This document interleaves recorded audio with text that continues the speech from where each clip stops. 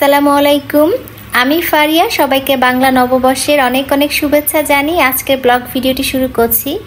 কাছে এবং দূরে যে যেখান থেকে আমার এই ভিডিওটি দেখা শুরু করেছেন, আশা করি সবাই আল্লাহর রহমতে ভালো আছেন, পরিবার পরিজন নিয়ে নিরাপদে আছেন। আলহামদুলিল্লাহ, আমিও আমার পরিবার পরিজন নিয়ে ছানাপোনা নিয়ে ভালো আছি।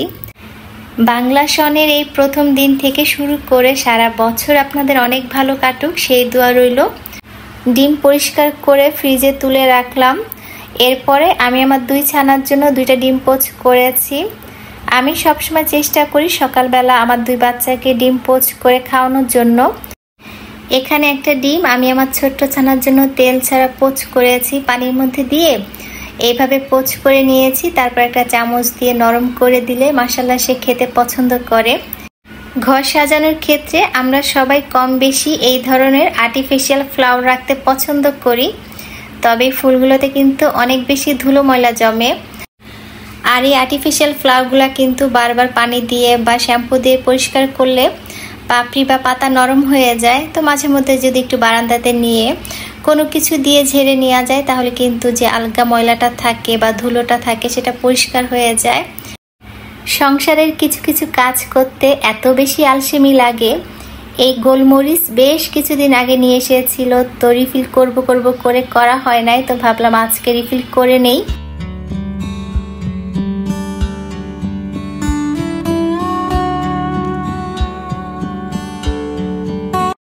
গোলমরিচ রিফিল করে মাঝখানে অনেকটা সময় পার করেছি আমি আমার ছানাপোনাদেরকে নিয়ে। এখন চলে এলাম দুপুরে রান্না বান্না করতে। তো নববর্ষ উপলক্ষে কিন্তু আমাদের আগে থেকে কোনো প্ল্যান ছিল না, আর যার জন্য বিশেষ কোনো আয়োজন করি নাই। তবে গরমে পেট এবং শরীর ঠান্ডা রাখার উপযোগী সবজি রান্না করব। তো এর মধ্যে কিন্তু চিংড়ি মাছ দিয়ে কচুরলতি রান্না করেছি। এই চিংড়ি মাছ দিয়ে কচুরলতি খেতে অনেক বেশি মজার হয়েছিল। তবে কচুরলতি থেকে কিন্তু চিংড়ি মাছ বেছে বেছে আপসি খেয়ে নেবে, কারণ চিংড়ি মাছ আপসি অনেক বেশি পছন্দ করে। তো কচুরলতি দিয়ে চিংড়ি মাছ রান্না শেষ। এখন আমি একটু ডাল রান্না করব। মুসুরের ডাল দিয়ে আলু দিয়ে সজনে ডাঁটা রান্না করব। সজনে ডাঁটা আমার ভীষণ পছন্দ। সজনে ডাঁটার তো অনেক অনেক উপকারিতা আমরা সবাই কম বেশি জানি। যেমন যাদের ডায়াবেটিস আছে, ডায়াবেটিস নিয়ন্ত্রণ করে সজনে ডাঁটা। যাদের শ্বাসকষ্ট আছে, তো শ্বাসকষ্ট দ্রুত সারাতে সাহায্য করে সজনে ডাঁটা। এছাড়া কোষ্ঠকাঠিন্য সারাতেও কিন্তু সাহায্য করে এই সজনে ডাঁটা। তো আজকে দুইটা রেসিপি কিন্তু বাঙালিদের ভীষণ পছন্দের, আমার কাছে তো ভীষণ পছন্দের। তো নববর্ষ উপলক্ষে আজকে দুপুরের জন্য এখানে কচুরলতি দিয়ে চিংড়ি মাছ রান্না করেছি, আর সাথে সজনে ডাঁটা রান্না করেছি ডাল দিয়ে, আর সাথে ভর্তা বানাবো। তো ইলিশ মাছ ছাড়া নববর্ষ হবে না, এ নীতিতে আমি বিশ্বাসী না। তো যেটা নাই সেটা নিয়ে পড়ে থাকলে তো লাভ নাই। তবে এবছর আমি বেশ কয়েকটা ইলিশ মাছ ফ্রোজেন করেছিলাম, শেষে একটা ইলিশ মাছ ছিল। তো নববর্ষ আসার 4 থেকে 5 দিন আগে আমি সেটা রান্না করে খেয়ে ফেলেছি। পরবর্তীতে আমার মনে পড়েছে যে মাছটা আমি খেয়ে ফেললাম আগেই, আমি তো পহেলা বৈশাখের দিন এটা রান্না করে খেতে পারতাম বা ভেজে খেতে পারতাম। তো সেটা নিয়ে আর আফসোস করি নাই, কারণ যেটা নাই সেটা তো নাই। তো ইলিশ মাছ ছাড়াই কিন্তু আমরা নববর্ষ পালন করছি। হয়তো বাজার থেকে চড়া দাম দিয়ে ইলিশ মাছ কিনে খেতে পারতাম পহেলা বৈশাখের দিন, তবে আমার কাছে মনে হয় পহেলা বৈশাখ উপলক্ষে যদি আমি একটা মাছ কিনে আনতাম চড়া দামে, সেটা আমার কাছে বিলাসিতা মনে হতো। কারণ অনেকেই আছে বছরে একবার বা 6 মাসে একদিনও হয়তো ইলিশ মাছ খেতে পারে না। তো সে কথা চিন্তা করে ইলিশ মাছ আউট, ভর্তা ইন। এই তো এখানে আলু ভর্তা করব, বেশি করে শুকনা মরিচের ঝাল দিয়ে, একটু বেশি করে পেঁয়াজ দিয়ে আলু ভর্তা করেছি। আর এখানে একটা ডিম ভর্তা করব। ভর্তা করতে বরাবরই আমার কাছে ভীষণ কষ্টের কাজ মনে হয়। অন্য সব কিছু রান্না করতে কষ্ট লাগে না, কিন্তু কেন জানি ভর্তা করতে বেশ কষ্ট লাগে। এইতে আমি ঝাল ঝাল করে আলু ভর্তা করেছি, ডিম ভর্তা করেছি, আর সাথে আমার পছন্দের 3টা শুকনো মরিচ। দুপুরের খাওয়া দাওয়ার পর্ব শেষ করে এখন বেলা 3:30টার মতো বাজে। আমরা যারা বাঙালি মেয়েরা আছি আমরা কিন্তু শাড়ি পরতে খুব বেশি পছন্দ করি, আর বাঙালি মেয়েদেরকে কিন্তু শাড়িতে খুব সুন্দর লাগে দেখতে। শাড়িতেই নারী। বিয়ে শাদীর অনুষ্ঠান ছাড়া আমার খুব একটা শাড়ি পরা হয় না। অনেক বেশি শাড়ি কালেকশন না থাকলেও আমার যা আছে আলহামদুলিল্লাহ। তো তো ভাবছিলাম আজকে একটা শাড়ি পরবো পহেলা বৈশাখ উপলক্ষে। এখানে আমার লাল সাদার মধ্যে দুইটা শাড়ি ছিল, তো ভাবছিলাম কোনটা পরবো। আর এই কালো শাড়িটা আমার অনেক বেশি পছন্দের। এটা একটা ডিজাইনার শাড়ি, আমার বড় ননাস আমাকে দিয়েছিলেন। শাড়িটা বড় ননাসের অনেক বেশি পছন্দের ছিল, বেলি রোড থেকে কিনেছিল। তো পরবর্তীতে কিন্তু বড় ননাস শাড়িটা আমাকে দিয়ে দিয়েছে। আর এখানে দুইটা শাড়ি ছিল, এই দুইটা শাড়িও আমার ননাস আমাকে দিয়েছিল। তো সেখান থেকে একটা শাড়ি আজকে পরবো। আর পহেলা বৈশাখে বাঙালি মেয়েদের সাজ মানে হচ্ছে শাড়ি, চুড়ি। আমি এখানে লাল সাদা দুই ধরনের চুড়ি নিয়েছি আমার শাড়ির সাথে ম্যাচিং করে। তা আমি হাতে পরে নিয়েছি। এই চুড়ি আমার বিয়ের আগের, আমি সযত্নে রেখে দিয়েছিলাম। আমার কাছে কাচের চুড়ি পরতে বেশ ভালো লাগে। আর এই তো এখানে আমি আমার ছানাপোনাদেরকে রেডি করে দিয়েছি। সেম কালারের টি শার্ট পরেছে, সাথে কিন্তু আপসির আব্বু আজকে সেম কালারের টি শার্ট পরেছে। তো আজকে আমরা সবাই সেম কালার। তো এই তো 4:30টার দিকে কিন্তু আমরা রেডি হয়ে চলে যাচ্ছি ঢাকা। একদমই হুট করে যাচ্ছিলাম, তো হঠাৎ করে আপু ফোন দিয়েছিল যে তোমরা একটু আসো, আমরাও আসি, মাঝামাঝি একটা জায়গায় আমরা দেখা করি, বাচ্চাদেরকে নিয়ে কিছুটা সময় কাটাই। তো এই তো আমি আমার ছানাপোনাদেরকে নিয়ে যাচ্ছি। কোথায় চলুন আপনাদের সাথে অবশ্যই শেয়ার করব। তার আগে চলুন আপনাদেরকে একবার স্মরণ করিয়ে দিতে চাই, আমার ভিডিওটি যারা দেখা শুরু করেছেন এখনও আমার সাথে আছেন, প্লিজ একটা লাইক দিবেন যদি আমার ভিডিওর কোনো অংশ একটু হলেও ভালো লাগে। আর যারা প্রথম আজকে আমার ভিডিও দেখছেন, আমার চ্যানেলে নতুন, আমার ভিডিও দেখতে দেখতে যদি মনে হয় আমার এই ছোট্ট চ্যানেলটি সাবস্ক্রাইব করে রাখার উপযুক্ত, প্লিজ আমার চ্যানেলটি সাবস্ক্রাইব করে পাশে থাকা বেল আইকনের অল অপশনটি সিলেক্ট করে রাখুন। আমি ভিডিও দিলেই আপনার কাছে নোটিফিকেশন পৌঁছে যাবে।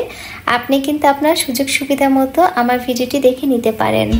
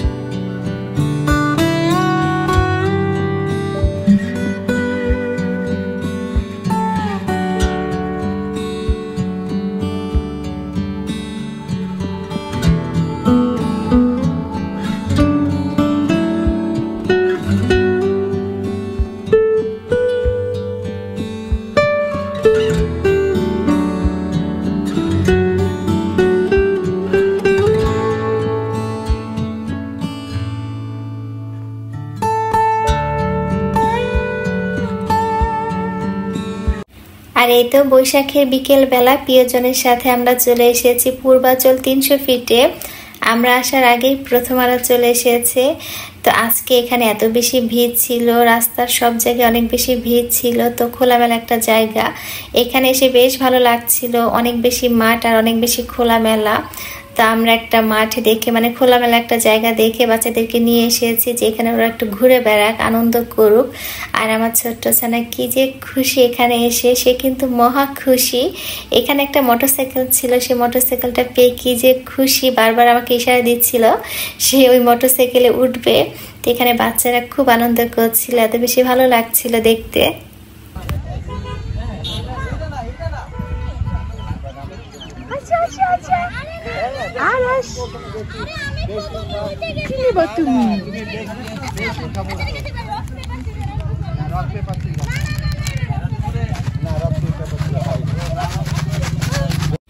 সুখ দুঃখ, হাসি আনন্দ, টম অ্যান্ড জেরির ঝগড়া, সব কিছু নিয়ে একটা সংসার জীবন। তো সারা জীবনের জন্য পাশাপাশি থেকে হাতে হাত রেখে চলতে গেলে কিন্তু জীবনে বারবার কালবৈশাখী ঝড় আসবে।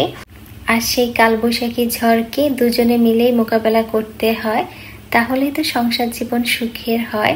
তাই তো প্রিয়জনকে বলতে চাই, আমি তোমার প্রয়োজন না, প্রিয়জন হতে চাই।